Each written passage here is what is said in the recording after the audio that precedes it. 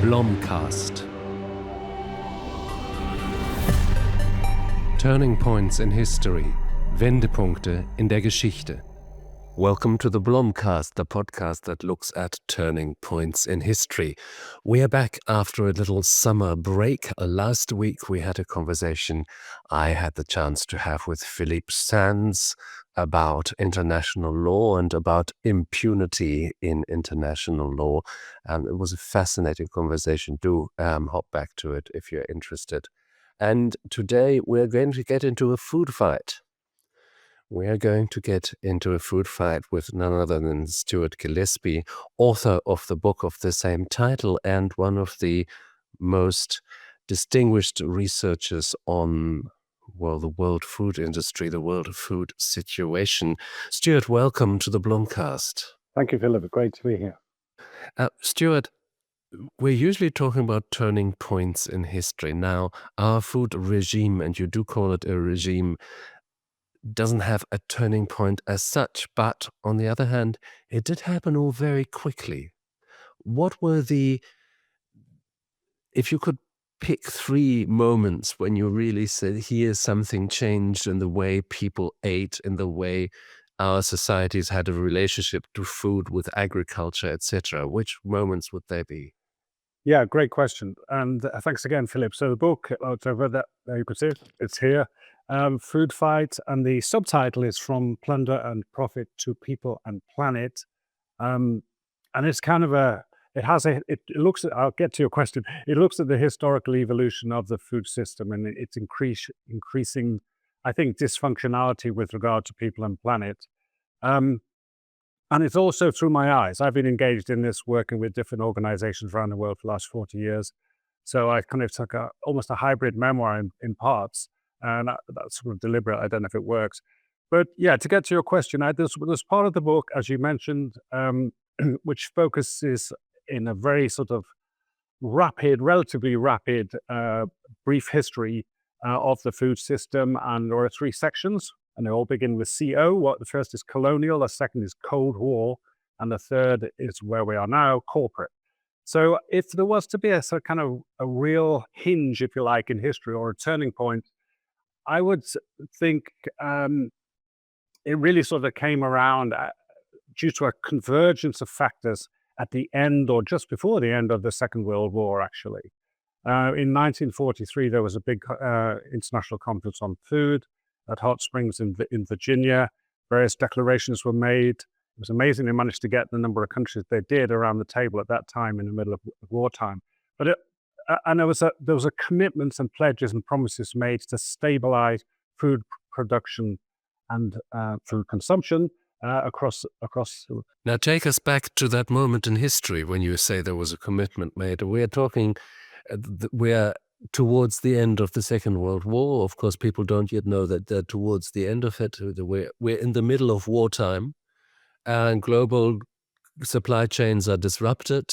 Global agriculture is out of sync, and people are hungry. Exactly. On top of that, there was a massive famine in India, the Bengal famine in 1943. 3 million people died. The colonial power was Britain. Churchill is still made responsible for that.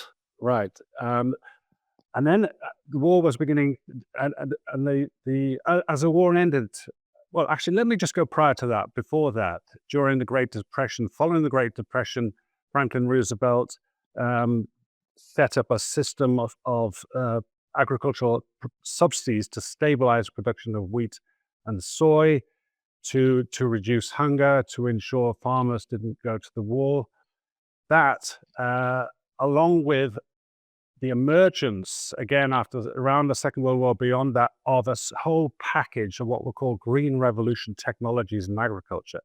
And this involved high-yielding varieties of initially maize, and this was pioneered by Norman Borlaug, a crop breeder, working in Mexico initially, but also later in India.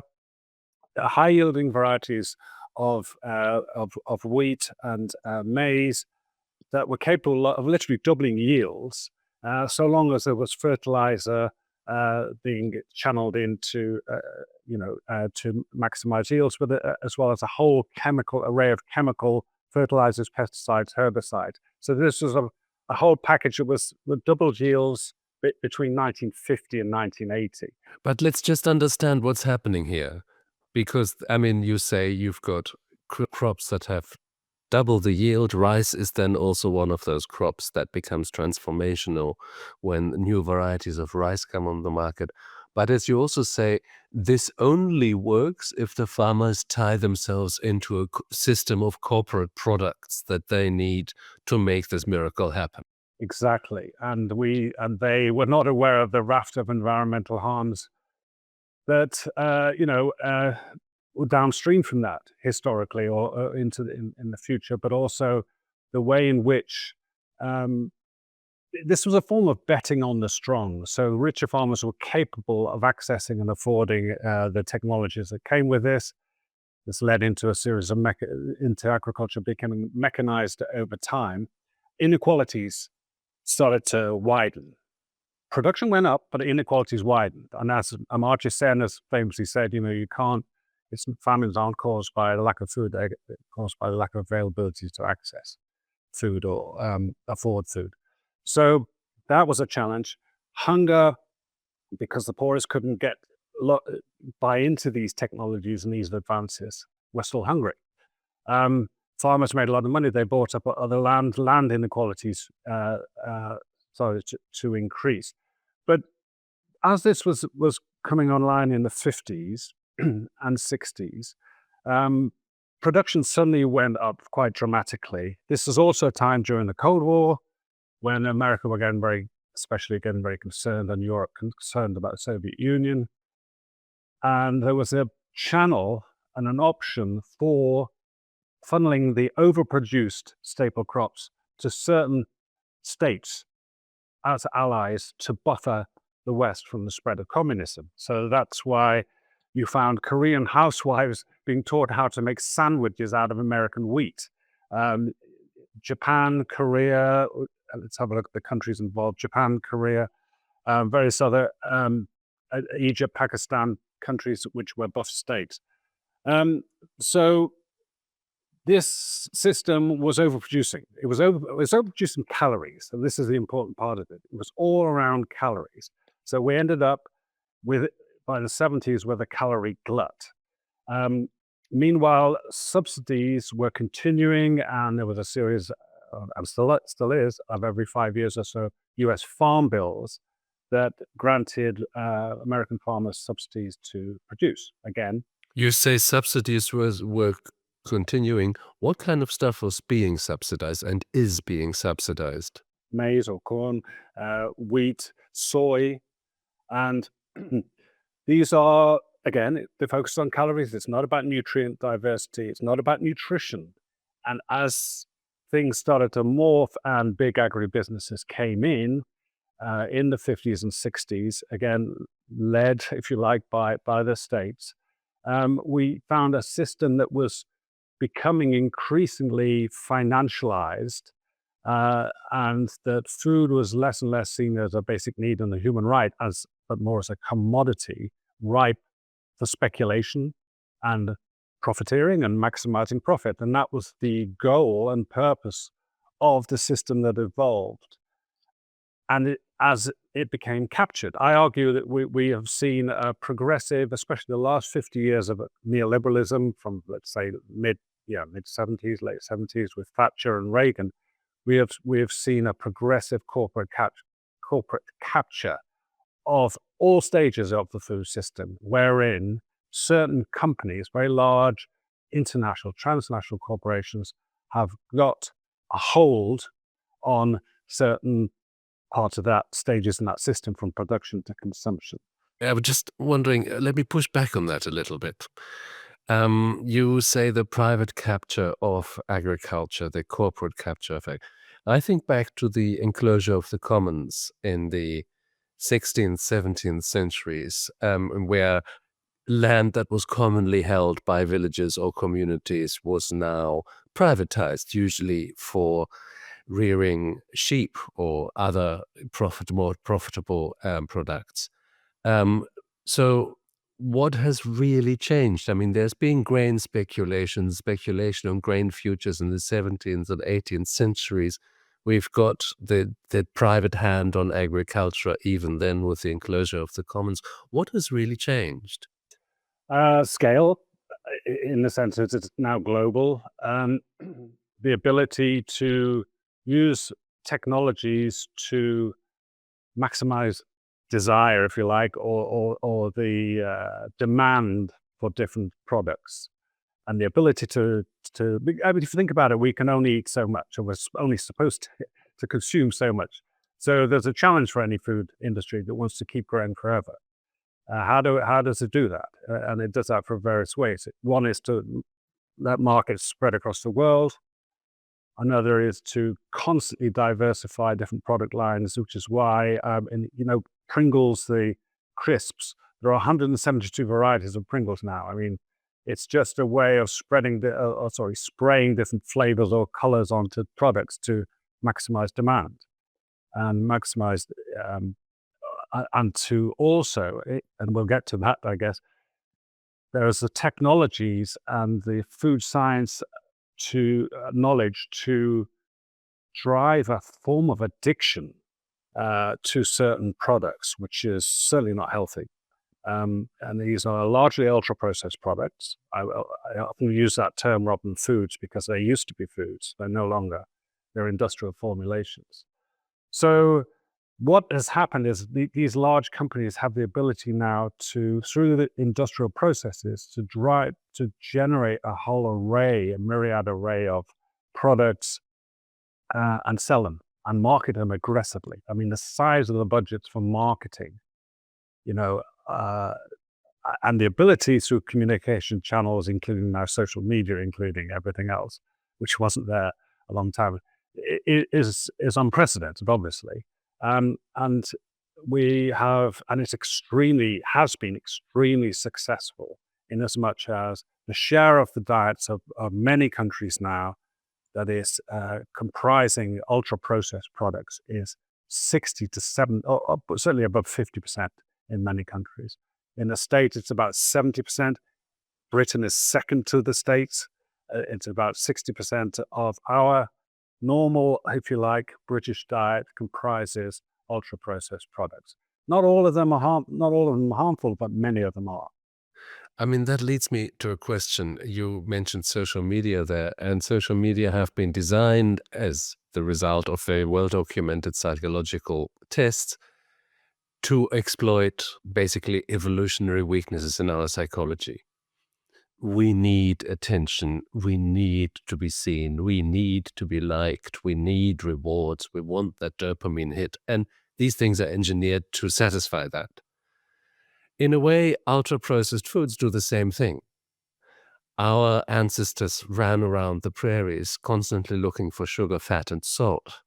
And we have a craving for them. And they found, after just such tests, hooray, you can package that and you can satisfy that craving very effectively. Do you think that's a fair parallel? Oh, absolutely. I mean, we have an evolutionary drive to look for calories and as dense, and easily consumed as possible. That's what's happened is the way our food system has changed and the speed at which it's changed is an evolutionary nanosecond. It's not even a blink of the eye. And our anatomies have changed hugely. Obesity has tripled in a generation across, certainly in the US and in the UK. And it's happening around the world now as well. And that's, as you say, we've got ourselves in a situation where our innate drive is to seek out calories, which was a survival advantage mechanism in the past. It's now a source of harm and liability to future health. The first of the food regimes that you talk about is that of colonialism, and we've only just touched upon that. I mean, there's obviously a question of global markets and global networks and global exploitation. On the other hand, also ancient Rome was living off Egyptian wheat. So again, many of these things had perhaps at a smaller scale their predecessors. But in which case was colonialism, or in which way was colonialism really essential for the reform or the revolution of the food system? I actually think I go back the 300-year period starts with Christopher Columbus and leads us to the Second World War, I think, more or less. That's that whole period where driven by colonialism. But what was really interesting, and I try to bring this out a little bit in the book, is it was really the birth of capitalism, and the biggest and the single, the first and the biggest transnational corporation was the East India Company. That in a 50-year period from 70-year period from 1750 to 1820, half of all global trade was run by the East India Company. A lot of that through India. There were colonial tropical imports from the colonies to Europe, including sugar, importantly, and that goes right back to the stories of sugar slavery. Tea, coffee, bananas, peanuts. There were other settler colonies in the US, in Canada, and in Australia that were supplying Europe with livestock or meat and grain imports that were used to help provide low-cost wages to fuel the Industrial Revolution in Europe. And this was all coming together so that, power, the other lens that's applied across this is power. And it's geopolitical power, but as I say, it was leading into the birth of a form of shareholder model of capitalism. There's a quote in I can't remember the person who originated that. No, that's a separate thing. Basically, colonies were not run necessarily by countries; they were run by large companies. And this was leading into that early period that became wherein the world wars came along, and then we entered into the Cold War period and subsequently neoliberalism. I also talk about the Great Hunger in Ireland, various Indian famines, and the failure of the colonial power Britain to actually do anything about it. So the massive one in 1877. But with the birth of the growing importance of media and journalism, that the Brits had to do something in later times with regard to a responsibility to do something with regard to hunger that wasn't there before. Let me pick you up on that, and let's move a little bit further into the present. You're talking about neoliberalism now. This is a famously imprecise term, and different people mean different things, and actually it's neither new nor it's particularly liberal.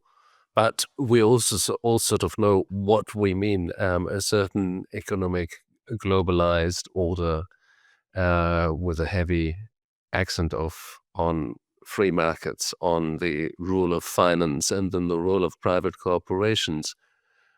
What has that done to our food supply? It's the wrong purpose for ourselves as humans. It's the wrong purpose for the planet, in as much as what it has done is to focus purely on maximizing profit and keeping people alive as far as possible. But it's always been calories. It's always been profit. It's not about nourishment. It's not about the system is not geared towards nourishing people. When you say not about nourishment, I mean, you make the point that people are overfed and undernourished. What do you mean by that? You can be overweight and obese and still suffer undernutrition because you are not getting certain nutrients, especially iron, actually, and especially among young women, but other nutrients too. And we have, and this actually is another big issue now with regard, and I'm jumping way ahead into the GLP-1 weight loss drugs, because they do drive down, they do help reduce weight, but there are issues around undernutrition, deprivation or deficits, deficiencies in certain nutrients. You can be overweight and obese and be undernourished, and that's and so we have that within the individuals as a problem. We certainly have it within communities and societies and nations. We have pockets of all around the world. Every country has malnutrition, and I talk about mal as in under and over, and potentially both combined. So to nourish ourselves as humans, and it is also, fortunately, will generate a whole raft of benefits for our planet, for planetary health, not just human health. So they go together. We just don't have a system that does that now. We've had 50 years of something that's progressively been steered, as I say, towards profiteering. It's been captured, and we have 15 million deaths every year that are due to unhealthy diets. It's a quarter of all adult deaths in the world of any causes. I think it's around 62 million a year. So that's not too little food, but unhealthy food. Unhealthy food, correct. Yeah, exactly. We have just seen with UNICEF's State of the World's Children report that for the first time in history, among 5 to 19-year-olds, the prevalence of overweight and obesity, the prevalence of obesity, not just overweight, obesity is extreme overweight, if you like. The prevalence of obesity among children has exceeded underweight among children. When I started working in this field of reason, actually, I started working in the world of nutrition in the 80s, was because I wanted to try and do something useful in terms of deprivation and hunger of children, of kids, undernutrition. I was never even remotely, I didn't even know that, well, there wasn't overnutrition. It wasn't on the public health radar. It was barely visible. And obviously that has changed in what is effectively less than 2 generations. The other big challenge around this is the speed at which this is happening. We may or may not think it's happened particularly quickly in the West, in Europe, in the US, 50 to 50 odd years. But in overseas, certainly in Latin America, Southeast Asia, and now increasingly in sub-Saharan Africa, this is happening at a speed it's unprecedented. 3 times as fast. So they're being hit by a tsunami of junk food and a total and complete lack of any form of regulation. As regulation belatedly begins to kick in here in the West, or the companies are looking to those other markets because they know they're not a blank slate, but they uncharted territory, not completely, but they have the ability to go and market products without any fear of being reined in. Just to push back once again, because I just don't want this story to be too easy. The world population is rising. It looks as if it's going to peak around 2080 or so, and it may then be a frighteningly steep decline if birth rates continue to be what they are now, but that's another story. But at the moment, it's still rising. It's destined to hit something like 10 billion. And there are those who say we simply need industrial agriculture, and we need the high fertilizers, and we need the corporations to drive this, because otherwise we can't feed everybody. All those dreams of, careful, small-scale, regional, local, biological agriculture are just that. They're pipe dreams. Well, I disagree. And if we look at the net benefits or costs of this system right now, we see, and this has been shown clearly in a major piece of work by the Food Systems Economic Commission last year, we see a system that's driving $15 trillion of harm or damage costs per year, which is 12% of GDP. Harm such as? Such as unhealth or ill health, such as planetary ill health, such as climate change via greenhouse gas emissions, such as plastic pollution, and a lot of which is not, and biodiversity loss, deforestation. If you put all that together, the best estimates that we have are that it is destroying more than it creates, a lot more. So if it's $15 trillion worth of damage every year, it's producing $10 trillion. That's not a viable system. It's simply not a viable system. We need a different system. And I'm not going to argue whether it needs to be this size or that size. The point is its purpose needs to revolve. And for that to happen, governments public bodies need to step up and say, okay, here are the rules of the game, here are the parameters and the guardrails of this new system and this new focus. Within that, if you're capable of driving profit. That's fine as long as profit is used well. There's nothing necessarily inherently wrong with profit if it's well used, if it, distributed and invested into something useful, and not just driving these huge inequalities in terms of CEOs making $2,500 a year. Sorry, not a year, an hour. $2,500 an hour, while a shop floor worker makes $10 an hour. Um, so I'm slightly diverging, but the point being, industrial agriculture has had its day in as much as the way it has been shaped and formed and its purpose. We need to change that. Agroecology has huge potential benefits. It's not been where it has been tried. For example, in Andhra Pradesh is one example that comes to mind where I worked.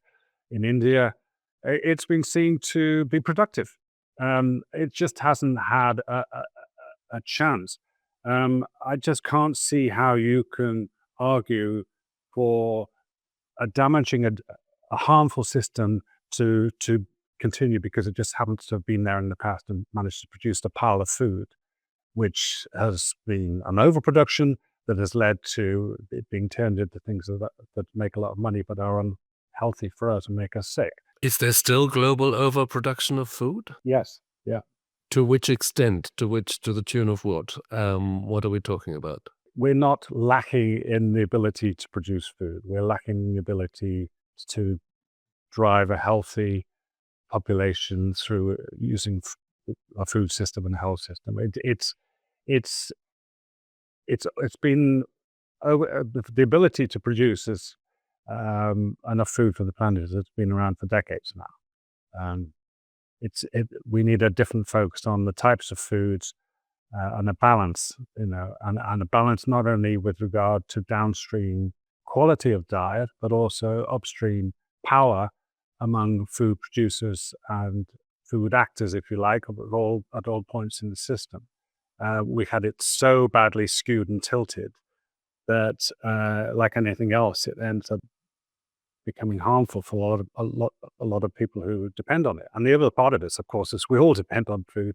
It's not like tobacco, which should be more easily regulated. It's a universal challenge across the world. You can't really very well do without food. Global agriculture is, I think, responsible for something like 37% of global carbon emissions. It is the biggest emitter, just in front of the building industry, by the way, the construction industry. But now, look, I want to believe you. I want to agree with you. But when you say a larger world population could only be sustained when new varieties of crops were developed that had much higher yields, and these varieties need effectively industrial agriculture to be able to be cultivated, then wouldn't going away from industrial agriculture mean that people would starve? No, I mean, I think we've, as I say, been hyper concentrated on a few staple crops. Actually, three comprise rice, wheat, soy, comprise over 50% out of around 7,000 edible plant species. And that's because they're the most profitable. We have every ability to change the logic of the system such that innovation is driven by the need by health, human health, planetary health. As I say, they go together. And there was no reason to expect that would lead to a drop-off in the ability to actually feed people in terms of quantity. It literally doesn't follow. It's just the problem is we have a system that drives, the logic of the system is driving innovation towards further profit and not better health. How did this industrialization of agriculture happen? I mean, it happened, when did it happen? It seems to have happened mainly after the Second World War. Well, well, actually, it's quite interesting. There's a fantastic visual essay in the New York Times that came out on the 16th of October, on which is World Food Day. And that shows another interesting side to this, which is during the Second World War, the US funneled huge resources into factories that were producing convenience foods, that were capable of being put in the bottom of a rucksack for soldiers who were jumping out of aircrafts or had to sort of bunker down for days, and it had to be durable. It had to be, safe to be consumed days later under all sorts of different conditions. And these factories went up almost overnight to drive these packaged convenience foods, if you like. And then the war ended, and then all this infrastructure was sitting there, and governments thought, well, or the US certainly thought, and corporations working with the government to repurpose that and to drive a demand for these convenience foods. That's where TV dinners came along, and that's where a lot of the first wave of convenience foods uh, emerged, which was driven by again industries that were involved in helping to produce those for the war effort at that time. Um, but industrialization really, the big companies, Coca-Cola, PepsiCo, Nestle, Unilever, General Mills, they've been around a long time. But they weren't that big. They weren't that big. But Coca-Cola, for example, had special privileges granted because of a friendship with Eisenhower and the head of Coca-Cola at the beginning. That meant that bottling plants were set up wherever US Army was around the world. Um, there's this confluence and this interaction between industry and government, and I talk a lot about the revolving door, which is what we still see now in terms of those kind of connections, which is another reason, the big challenge, and the reason why governments do not often regulate. So the revolving door, meaning that people who are in politics use their political career to bolster their phone books and to make connections, and that a lobbyist may not be above saying, if law X or Y does not get passed or gets watered down, or if this special exception is inserted, do you know what? On a completely unrelated matter, there may be a job on our board free in about 3 years. Absolutely. Actually, the door works both ways, actually. But I'll give you one example, if I may, from the book, which comes from Mexico. And I think it's one of the most egregious example, some most shocking stories around the revolving door in recent times. And this happened at the turn of the century when Vicente Fox, who was the CEO of Coca-Cola in Mexico for 14 years, was running for president, and his campaign was bankrolled by Coca-Cola, by and large. And he was successful. He became president in year 2000. He was there for 6 years and immediately brought in a lot of his Coke buddies to head up different departments, water, energy. Coca-Cola were granted or tripled the water concessions. Sorry, the water bottling concessions were tripled. Coca-Cola sales went off the scale in Mexico around that time. And people got and it took over from water. It was seen as the national drink. 1 in 6 adults developed diabetes, 40,000 per year for each of those 6 years that he was in power. 40,000 people died, and it's been attributed to overconsumption of sugary drinks, mainly Coca-Cola.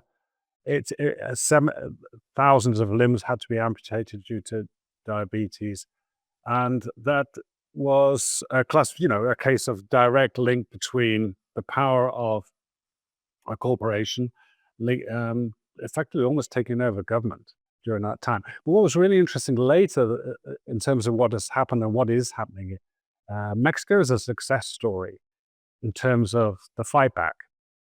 I've worked with a fantastic guy in Mexico who's professor of nutrition and health called Simon Barquera, but he's also an activist. And again, we don't really have these kind of scholar activists. They have them in Latin America. And I think it's because of the speed at which things have changed over there that have come about. Anyway, so Simon, with partners and NGOs and increasingly favorable governments, set up the very first global soda tax or soda tax in the world. There are now 120 countries with taxes on sugary drinks. His was the first in 2014. And that was indirectly a spin-off from the horrors of that early period, which was again part of the revolving door. So you get revolving door from private into public, but you also get public in the way you described, from public into private. It's extremely problematic, but it's one part of the lobbying challenge, because it's pervasive. Wherever there is industry are highly active and highly powerful. I did work with the Food Foundation here in the UK last year in terms of it was a deep dive into corporate lobbying in the UK during the last few years of the Tory government here. Actually, it was 5 years, 2020 to 2025. We dug into publicly available, it was hard to find, but you can find on the government websites, publicly available lists and inventory of meetings held between different corporations and the government, comparing that to meetings held between government officials and public interest NGOs. It was extraordinary, the difference. So there were 1,308 meetings between corporations, big food corporations, and government ministers, 1,308. Then we looked at the public interest NGOs meetings, there were 35. So there was a 40-fold difference in terms of, and then the second part of that, what we discovered was we don't know what was discussed. We literally, we should know, there are protocols, there are rules, they weren't being followed. There was meant to be proper disclosure of the purpose of the meetings, for what's the intended outcome, what's the purpose of the meeting, and what actually happened next. And we get things written up into those registers, such as Coca-Cola met with the health secretary to discuss business. And that's it. So I shine a light on that in the book as one of what I call the deadly Ds. In the middle chapter, the dark arts, which is the way in which market and financial power of these corporations is translated into political power. There's a playbook that is operational, that has been adapted and adopted from big tobacco and fossil fuel companies in terms of getting government to back off or step away. Don't act, don't get in our way, and so it's all there. It's sort of quite clearly demonstrated in terms of the links between industries actually in this. Let me just bring you back to something else. One word you mentioned very quickly as an answer to my question, what has changed since the enclosure of the commons or so? And that is scale. And it seems to me that we live in a world, in societies shocked by the economies of scale. Because industrial production and then digital production has made scaling possible in a way that has never been possible in human history, and has really completely transformed the reality we live in. Can you just enlarge upon that a little bit in terms of agriculture and our food system? What has the scalability of things in the industrial context meant for that? Everything, you're looking at the upstream side on agriculture, land production. What about the demand side? Look at the incredible scalability that's presented by the internet, by social media, in terms of communications and the manufacture of desire and demand. And it all goes together. So there's the ability to produce something, to make money, to sell it across the world, almost with a click of the fingers. And we've never seen that before. And that's been harnessed by companies who have the ability and the power. In terms of marketing, I'll just give you one figure that, again, I had to keep checking this the other day. Nestle is the largest food industry that just purely, it's not a soda industry like Coke or PepsiCo, which are huge as well. Nestle has a marketing budget of $20 billion a year. And a large part of that is targeted towards children across the world. WHO, the World Health Organization, the budget, its operational budget now, I'm not sure what it is after Trump's cuts, but it's around 4 billion. So five-fold difference of one single company selling its products around the world, most of which are harmful to kids who are meant to be the number one concern really of the World Health Organization, and their ability to even respond is so constrained. So scale is everything. And so what happens when geographically you reach the limit for a company? You have to find ways of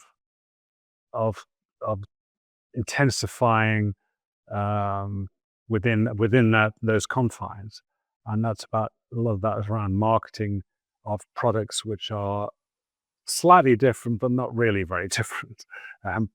It's all about manufacturing desire to keep people buying them. You make one point in the book, which is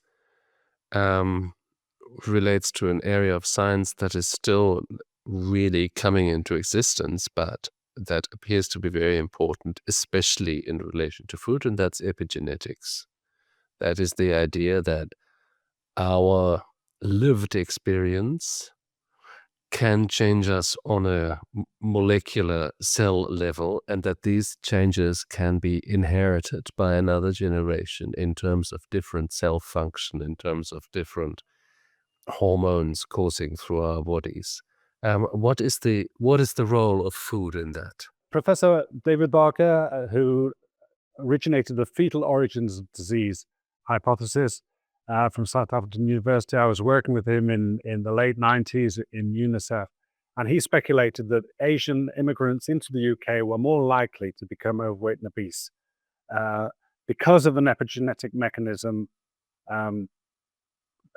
through, over time, through their parents having been conditioned to a world of scarcity in terms of calories, and that through an epigenetic mechanism is leading to a hyper vulnerability in the face of calorie saturated food environments, to putting on more weight per calorie consumed than somebody who had grown up in those environments for previous generations.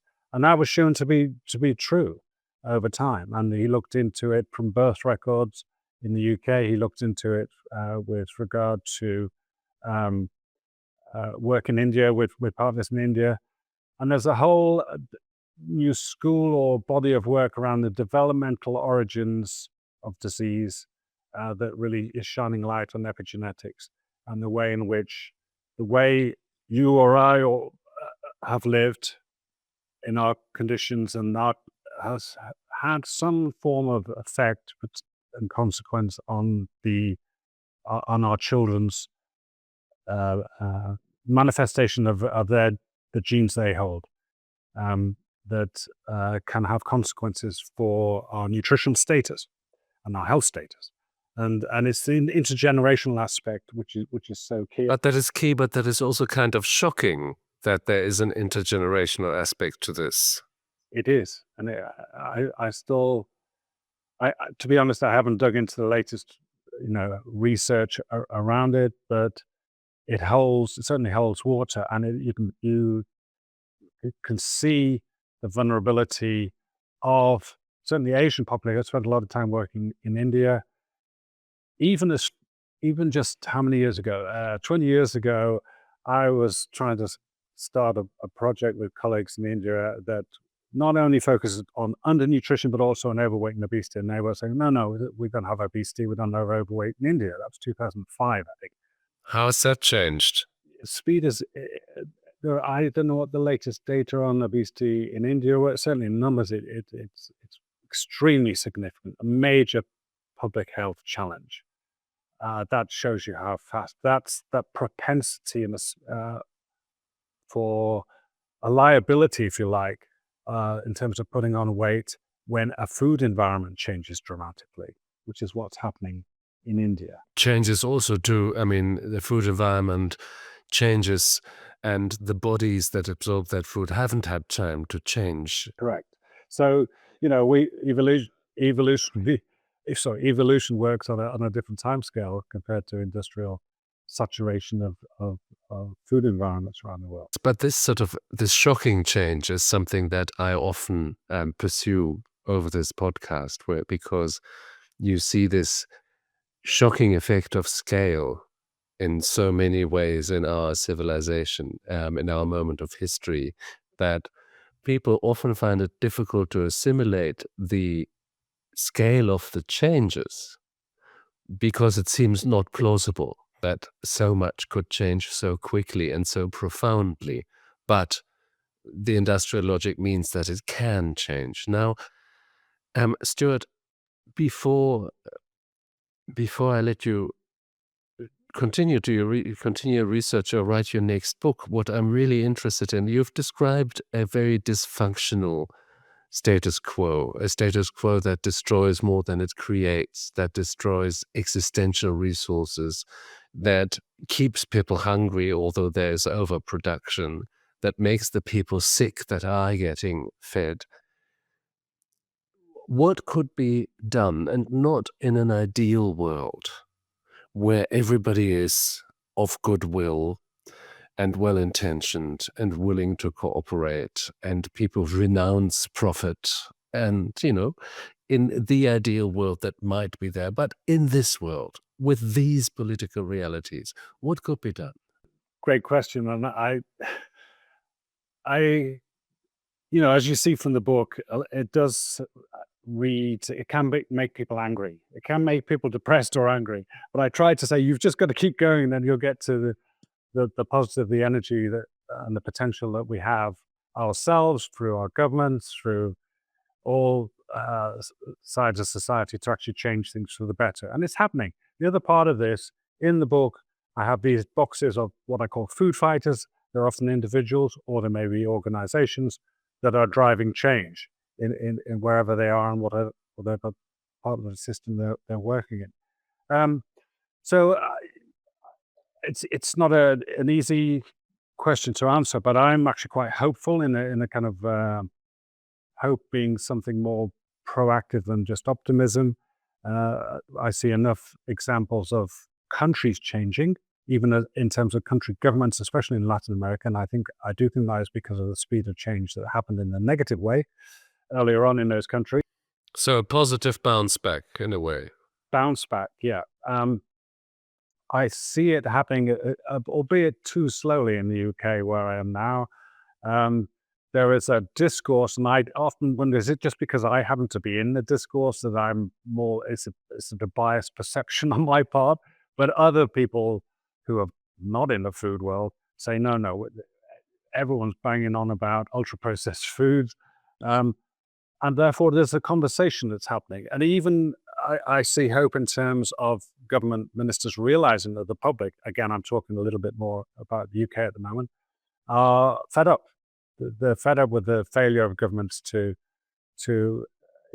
help their children, and a lot of this is on children, I think, to eat better and to have a healthier life, really.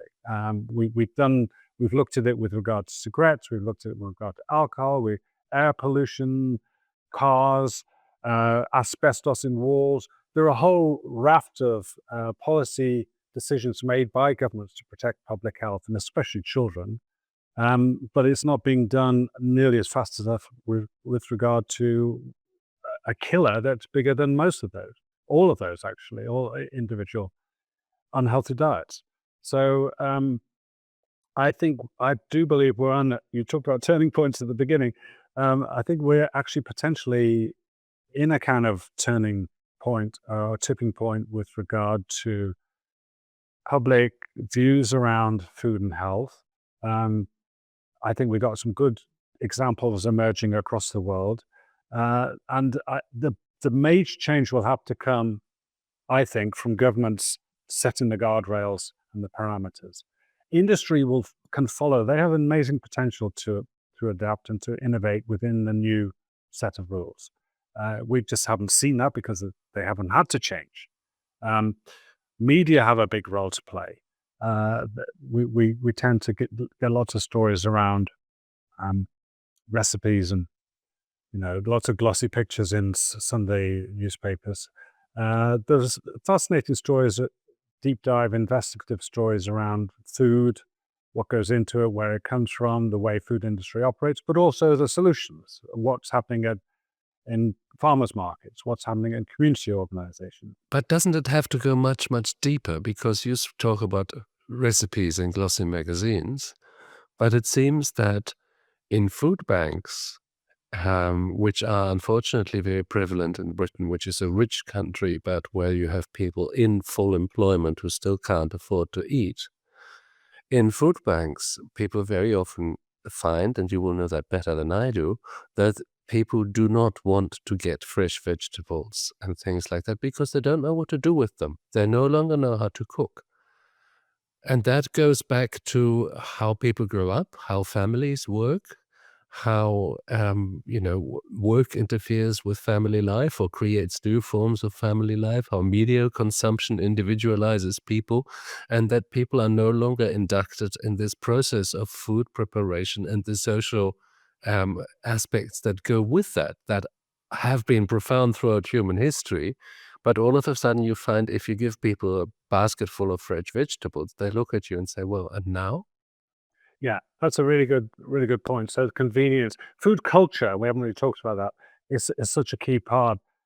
My partner works in the food bank, has done for several years, and she's seen a change in terms of they're trying to cook together and eat together, and there's a commensality and a culture around the sociability around food that has evolved there. It's no longer called a food bank; it became a food club, and now it's evolved into every now and again a chef or a local chef will come in and prepare food, and there's this sociability that goes with that. But you've hit on a really important point that whatever this evolved, new, better food system might look like, there will have to be convenience has to be part of that. I do think there's a lot of space for public. Well, this is happening in New York, I think, and there's a big move from Mamdani to open public grocers, and also public kitchens. I'm hearing it across the world as a means to remind certain people, certain cultures, certain populations of the power of food and eating, as a community. Somebody told me from Brazil, a colleague of mine from Brazil said, Stuart, you've got a bigger problem than us in certain ways. And that's because when we were hit with all the junk food from the north of America, it was on the streets and it was all snacks. It was all wrapped in plastic. We never completely lost our culture of meals with families, cooking and sitting around a table. You've lost that. And I think it's right. Okay, can there be a food culture without that? I can't really answer that. I mean, the culture evolves, but I do think that if we see what is possible, and if we, I've had my kids have come back occasionally, and we actually cook food, and they reminds them what food is like, having lived in London and forgotten it, But it's the pleasure, and the community aspect, the sociability that I think we can rediscover, as a nation. And I think I don't know. I'm hopeful for that. I don't think it's going to completely supplant what we have now, but it's a balance issue again. I do feel that we need to be pushing in that direction, and I do. Again, maybe my perception is slightly biased, but I see this movement in that direction too. Do you think food can drive a cultural transformation towards a more attentive dealing with nature and with our own needs and with who we are as animals? I think so. Yeah, I mean, if we actually, let me give you an example of it comes to mind. When I gave a talk, one of my earlier talks on the book, and it was actually quite a large audience. So it was right at the beginning in Yorkshire, and the very first question was asked by a 9-year-old boy. He said, "So what do I do tomorrow?" He said, "What do I do tomorrow?" And I thought, wow, what a question. How am I going to answer that? And I thought, well, you go to school, presumably. He said, yeah, I go to school. Okay. Uh, what about having a project where you bring in different foods or products, and then you look at the ingredients, and then you try to find out where each of those ingredients came from, and you have a conversation around that, and you get a map in the world, and you're like, okay, palm oil came from over here, and I think if we start to shine a light on the provenance and the origins of ingredients and start to unpack literally what these products are and what these other things over here, which are vegetables or fruits, are, and where they've come from, um, I think we can have some really, really kind of interesting conversations. But it's not going to happen overnight. But I think food and nature are they're interwoven as well. That's the other side of it. So when you talk about what the land looks like, where these ingredients came from, And from how far they came. yes, and then we link it to the climate story. Um, and then you can also ask questions about the downstream effects of packaging, plastic. And we're learning so much more about that. I mean, I was horrified as I just scraped the surface of the literature on plastic pollution when we see that, for example, McDonald's restaurants generate 1 billion kilos of plastic every year, which is 100 Eiffel Towers in weight. There are 32 billion single-use plastic bottles floating around in our oceans. That's 4 for every person on the planet. And they're just, and then we're learning more about plastic leaching into the soil and affecting the quality of soil. We know that plastic is finding our way into our brains. Don't really know what effect it's having. Obviously, I would guess it determines how much you do have floating around in different organs of your body. And again, we're looking at our children or unborn children, future children, and what potential effects that might be having further down the line. It's a very complex web of inputs, outputs, outcomes, impacts. But I found it interesting, engaging conversations with people from different parts of that as to how they see it. I do believe, and I do sense a positivity now that's come out of frustration and even anger. I want to ask you one last question, which seems quite important to me. I once had dinner with the CEO of a little Dutch bank called the Rabobank, and it's an agricultural bank, and it's actually quite powerful around the globe. As he told me, he said half of what gets on every plate around the world is financed or partly financed by the Rabobank. We lend money to Nestle, we lend money to Kraft, we finance,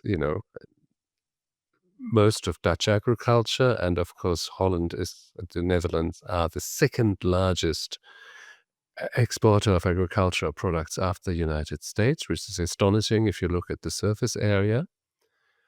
But there's a point here, namely, first of all, if a bank, a financial institute in private hands, holds such power over investment decisions and strategies, then what they decide will change the food landscape in the world. But on the other hand, it also shows you can't make this change without corporate actors. You can't make this transformation without the big boys in the industry. You may approve of their existence or not, but they are there. How is that supposed to work? How can that work? Yeah, I'm glad you mentioned that, Philip. I talk about corporations and the power they hold, but upstream from them, there are these asset management firms, hedge funds like BlackRock, Vanguard, State Street. Yeah, the main three. And what they have been doing over the last 10, 15 years, especially, is to buy more and more shares of food and beverage companies to the point at which they get a certain amount of up to 20, 25%, which is a very high proportion in the companies, to which grants them power to put pressure on the companies to maximize profits at all costs for pension fund holders and their own clients. And that's true. And that's been a large part of what's called shareholder primacy, which is not about health of the people or planet. It's about making money for pension funds. Now, there is a great group called Share Action here in the UK that are working with upstream investors, and things are beginning to change in terms of the way they operate. They are themselves, upstream investors, starting to put pressure on corporations. It's going to take time, but there's a movement in that direction. There are Share Action they bought shares in a lot of corporations like Nestle. They go to the Nestle annual general meetings and they managed to get enough support for agenda items to talk about sort of radically improving the healthiness of the portfolios of the products of Nestle. And in the past, those were voted off the table. They weren't even allowed in the annual general meetings. They're now in those annual general meetings. The share of the vote is increasing towards health. Investors are also putting downward pressure onto the corporations. The public are putting pressure on the corporation. We're looking for government to do that. So again, I think I talk about pressing all the buttons or pulling all the levers. I think we can see a situation of 2 + 2 = 5 if we start to do things together in a more concerted, comprehensive way within the food system. We see positive interactions, synergies. We don't just see trade-offs. I think occasionally you do run into trade-offs, but more often than not, you see positive synergies and virtuous cycles, not just vicious cycles. Yeah, but they're key. Those actors are key. I think, there's some very good positive signs. Again, there's a scope for stories around that to be more widely publicized. Naming and shaming, or at least what's the positive way of saying that? I can't remember. In terms of peer pressure of investors, investment management firms, and corporations in a competition towards health rather than just profit. Stuart, you've actually managed to end this on a hopeful note. Congratulations to that. We started in the deepest, darkest places, but you have brought us back to the light. So, Stuart, thank you very much for your insights and good luck with Food Fight as an international bestseller. And thank you for listening, as always, to the BlomCast. Do tell your friends and relations, your favorite enemies, bedfellows, and other people about this fantastic podcast. Subscribe to it. You can even send money so that I will be able to do more podcasts and devote more time to this program, which I'd love to do. For now, thank you for listening and see you here next time.